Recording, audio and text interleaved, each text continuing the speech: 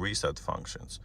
So these are very, very important if you're working on your car or any other car and you're doing stuff that's a little bit more advanced than, you know, just scanning codes and things like that. Here you have over 26 different functions that allow you to just basically do bidirectional functionality, even though this is not a true bidirectional functionality scanner. To start with, you can do air fuel ratio reset. You can do your brake reset. So if you have changed your brakes and things like that, you can use that function to reset the light, change the amount of miles before the next light pops up and things like that. You can do the same for your oil reset, SAS reset, battery reset. That's a huge one. If you change a battery on the BMW and you want to get it reset at the dealer, that's gonna cost you $180 just to reset the battery, not including labor or the actual battery, just to register it. So this will register your BMW batteries and things like that.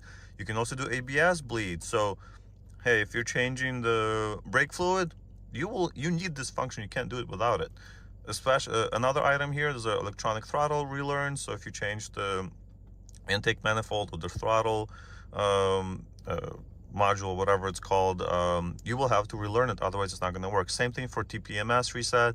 If you have let's say 2 different sets of tires and you want to change, you know, you want to put new winter tires in it and change the TPMS sensors, you can register using this.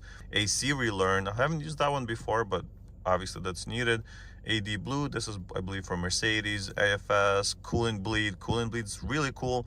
What you can do is run the coolant pump without actually starting the car and bleed the coolant without having to risk overheating your engine. Immobilizer, so this is actually a cool one. What this will allow you to do is register new keys. These keys will have to be already programmed to your car by the dealer, but you can register them yourself, save some money there. Another big one is of course injectors. Every time you change even one injector, you have to get the little number off of it and register it, especially in these BMWs. If you don't, you will have lean codes and things like that, so very important.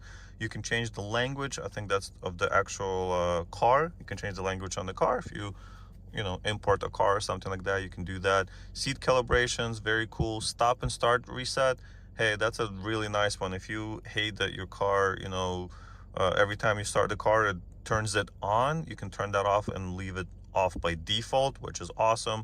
Sunroof, same thing. A lot of them are electronic now, so if you want your roof to close properly and seal, you may need to run this function to re-register it if you change anything.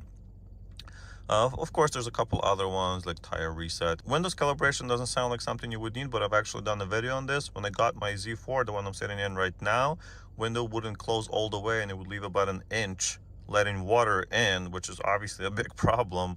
So what I had to do is run one of these, and it basically got the window all the way up, all the way down, and reset it to the correct position, and it's been working perfect since then.